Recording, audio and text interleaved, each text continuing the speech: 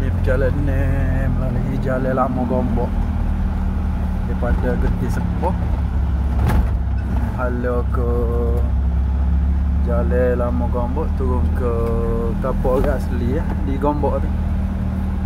Kita lalu jam sekarang ni dalam pukul 2 suku pagi. Tawakal ni InsyaAllah tak ada kapal.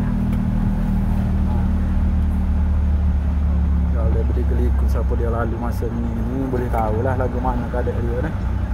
Sunyi sangat-sangat. Memang sunyi, tak ada sebutir habuk lagi ni. Selisih. Ni pun baru lepas hujan rasa betul tak ada. Kita tak ada pokok tumbel ke pokok. Kalau tak berani jangan lalu dah jalan ni. Sorry dah.